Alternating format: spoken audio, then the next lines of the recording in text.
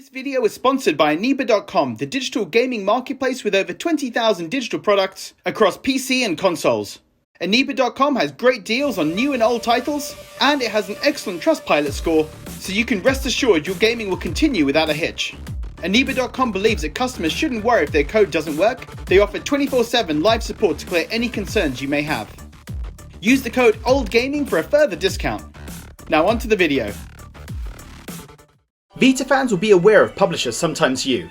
They've been huge supporters of the system for years and released over 30 games for the Vita. They supported it right up to the end, with the releases of Witchcrafty and Mind Maze being two of the final games released for Vita. They reached out to me and shared some footage and information on games they were trying to bring to Vita before Sony's announcement that they would stop allowing new Vita games to come to the store. Most of the games are in very early stages, and some wouldn't even have made it to Vita regardless of Sony's announcement. But it's interesting to see what Sometimes You was working on for our favourite handheld.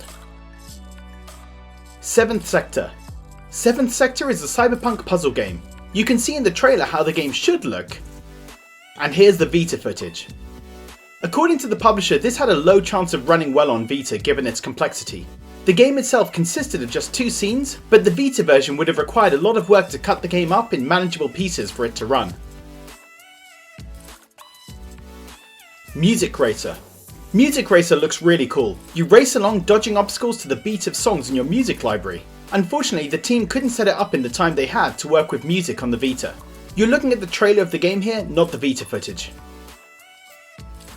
Ovivo. Ovivo is a black and white platformer that looks really stylish. They got this running pretty well in parts, but some areas had a lot of slowdown. They didn't have the opportunity to optimize it. There were also UI issues they didn't have time to sort out. It's a shame, I would have liked to play this one on Vita. Rift Keeper. Rift Keeper is a 2D roguelike platformer. They couldn't get this into a playable state on Vita in the time they had. The footage shows the main game location and a couple of NPCs, but battles were an issue. Skytime. Skytime is a 3D platformer where you can slow down time to dodge bullets as you're leaping around. It looks like a fun game, but sometimes you couldn't get this to a playable state. They removed parts of levels and simplified the game, but it was still too complex for the Vita. They had actually planned this originally to be a Vita exclusive, but it was too ambitious for the system.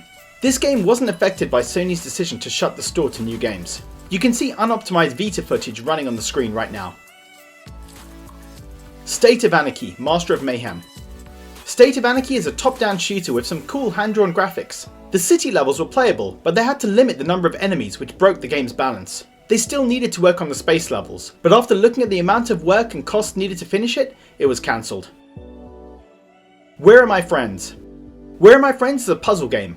Some levels work normally, but a lot more work was needed to get the whole game to playable state, and so it had to be dropped. It's a shame to see games that could have come to Vita not make it, but I also find it really interesting seeing what a publisher like Sometimes You was working on, and the decisions they had to make for these games. They spent time, money and effort to get these games to the state you're seeing in this video, and none of that effort for the Vita versions will be recouped. Given that in recent years Vita games didn't sell well at all, it does make me appreciate more the work these guys do, and all the games that did get released. It does make me more annoyed at Sony though for halting new digital releases on the store, because some of these games could have come to Vita given more time. And also, thank you to Sometimes You for sharing this footage and all the interesting information, and for all the effort they put into the Vita. There are so many games that ended up being cancelled for Vita. For me, Not a Hero and Hyperlight Drifter were the two I really wanted to see on a system. What cancelled games did you really want to see on the Vita?